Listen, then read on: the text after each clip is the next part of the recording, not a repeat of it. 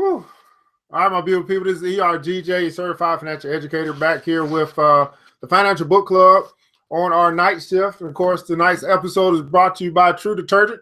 That's going to be black-owned and manufactured detergent here. 101 loads for $15, basically 15 cents per wash. We're here doing free delivery in the Atlanta area. And you can give us a call at 678-851-2400 to get your bottle of True. Get True. Make the switch.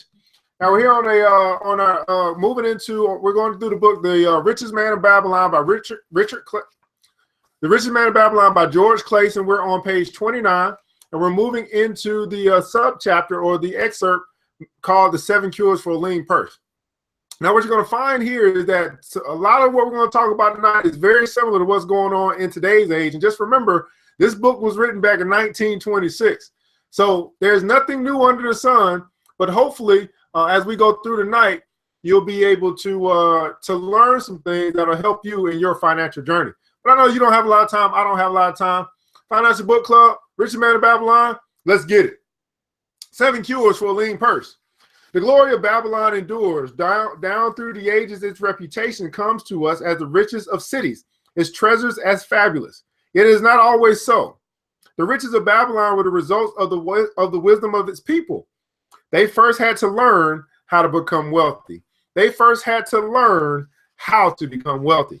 When the good king Sargon returned to Babylon after defeating his enemies, the Elamites, he was confronted with a serious situation. The royal chancellor explained it to the king thus: after many years of great prosperity brought to our people because your majesty built the great irrigation canals and the mighty temples of the gods, now that these works are completed, the people seem unable to support themselves. The laborers are without employment. The merchants have few customers. The farmers are unable to sell their produce. The people have not enough gold to buy food. But where has all the gold gone that we spent for these great improvements? Demanded the king. It has found its way, I fear, responded the chancellor, into the possession of a few very rich men of our city. It filtered through the fingers of most of our people as quickly as goat's milk goes through the strainer. Now that stream of gold has ceased to flow. Most of our people have nothing to show for their earnings. What's going on, Carlton? So you see here that even though everyone in this great kingdom of Babylon started out at the same place, eventually all of the money flowed to the top 1%. And we see that today. The king was thoughtful for some time, and he asked, why should so few men be able to acquire all the gold? And you're right, Carlton, I read this book every year. Why should so few men be able to acquire all the gold? And the chancellor replied, because they know how. One may not condemn a man for succeeding because he knows how.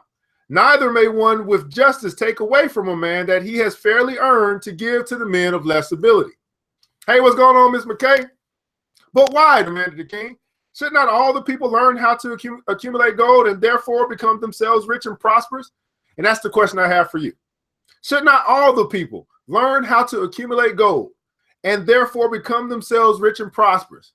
Shouldn't we all learn how to get rich? Shouldn't we all learn how to get wealthy? Shouldn't we all learn how to accumulate gold? Quite possibly, Your Excellency, but who can teach them? Certainly not the priests. Certainly not the preachers, because they know not of money making. Who knows best in all our city how to become wealthy, Chancellor? Asked the king. That question answers itself, Your Majesty. Who has amassed the greatest wealth in Babylon? Well said, my aide, Chancellor. It is Arcad. He is the richest man in Babylon. Bring him before me on the morrow. Upon the following day, as the king had decreed, Arcad appeared before him straight and sprightly. Despite his 80 years and 10, he was 70 years old. Arcad, spoke the king, is it true that thou art the richest man in Babylon? So it is reported, Your Majesty, and no man disputes it. What's going on, Anthony, what's going on? No man disputes it. How becomest thou so wealthy? By taking advantage of opportunities available to all citizens of our good days. Taking advantage of opportunity. You have nothing to start with, only a great desire for wealth. Besides this, nothing. Having a great desire for wealth. Arcad, continued the king. Here's my question.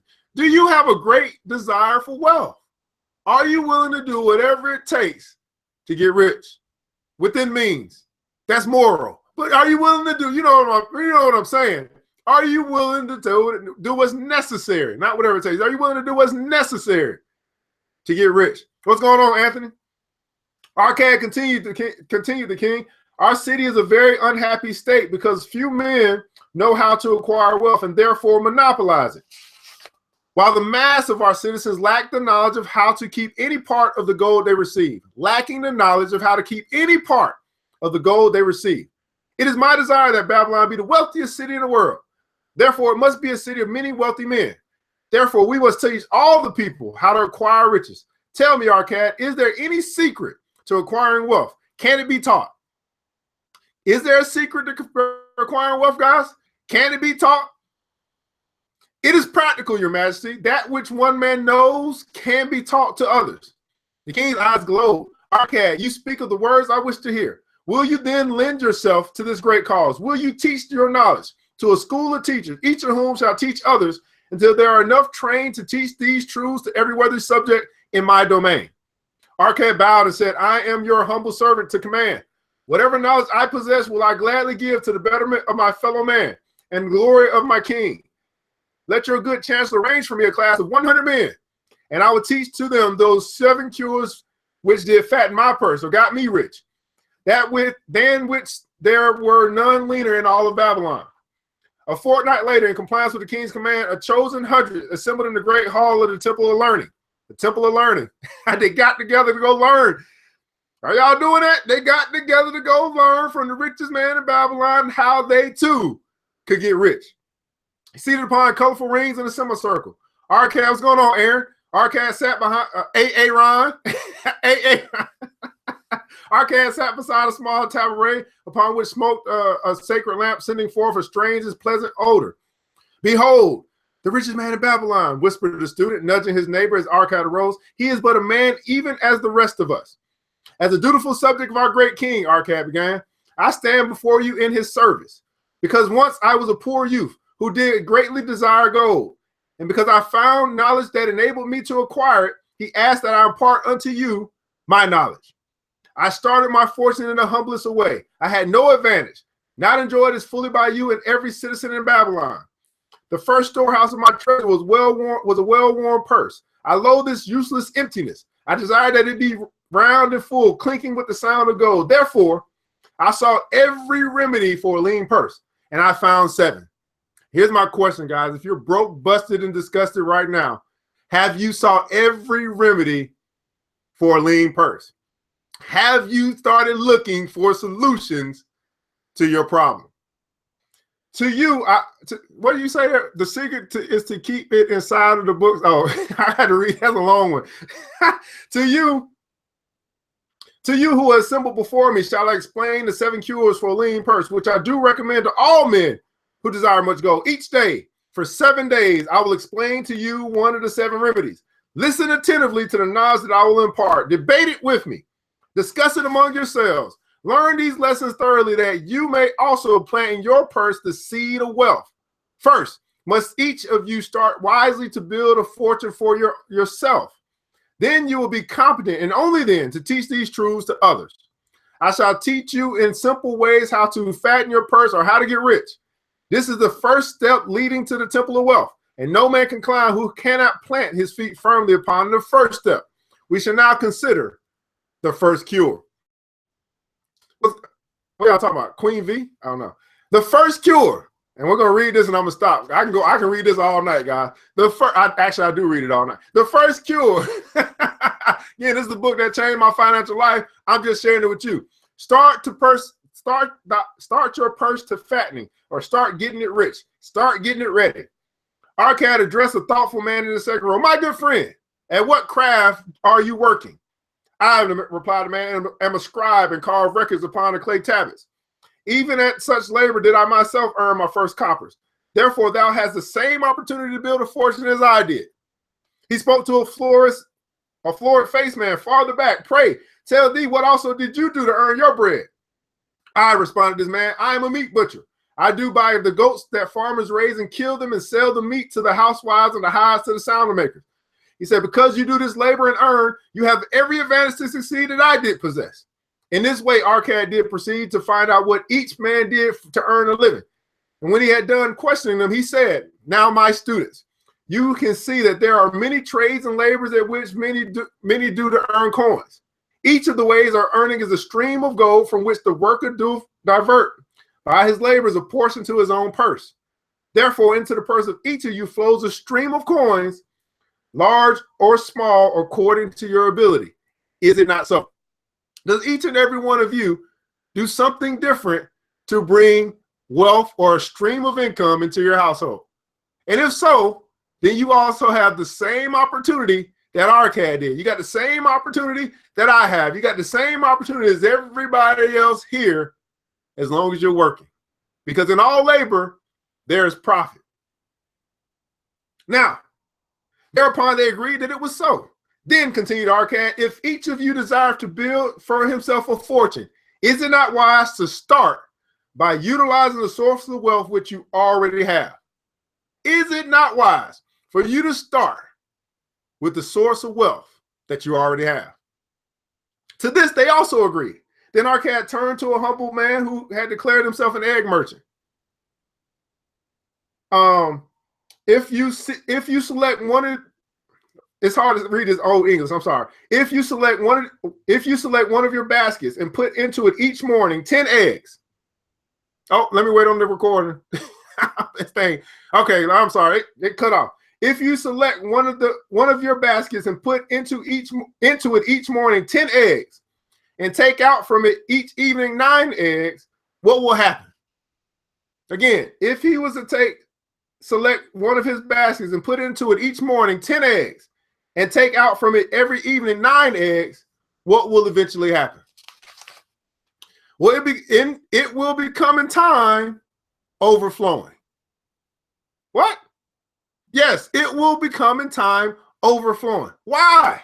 Because each day I put in one more egg than I take out. Arcad turned to the class with a smile. Does any man here have a lean purse? First they looked amused, then they laughed. Lastly, they waved their purses in jest. I got a lean purse. All right, he continued. Now I should tell thee the first remedy I learned to cure a lean purse. Do exactly as I suggested to the egg merchant. For every 10 coins you placeth within your purse, take out for use but 9. Thy purse will start to fatten at once. Its increasing weight will feel good in your hand and bring satisfaction to your soul. Everybody put in the comments below satisfaction to your soul.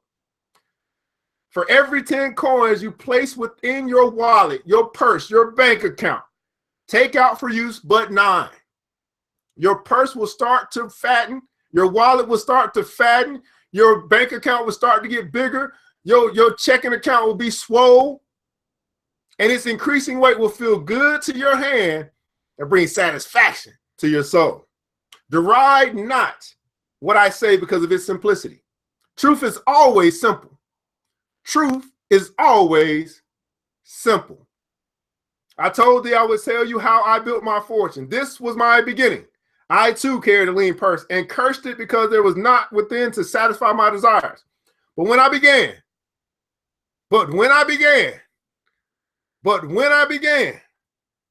to take out from my purse but 9 parts of 10 I put in, it began to fatten. So will yours.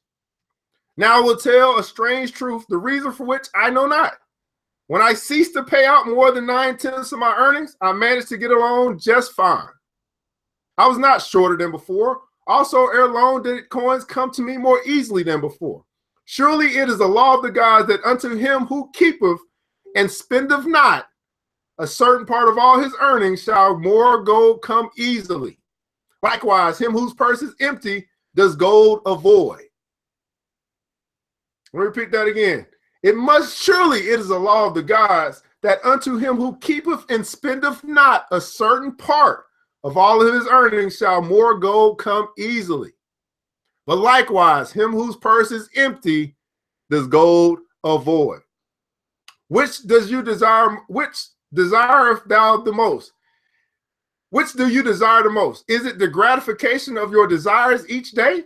A jewel, a bit of finery, better raiment, more food, things quickly gone and forgotten? Or is it the substantial belongings, gold, land, herds, merchandise, income-bringing investments. The coins you take from that purse bring the first. In other words, what you take out first bring you the first. It brings you your food. It brings you your jewels. It brings you your finery. But the coins that you leave within your wallet, they bring the latter.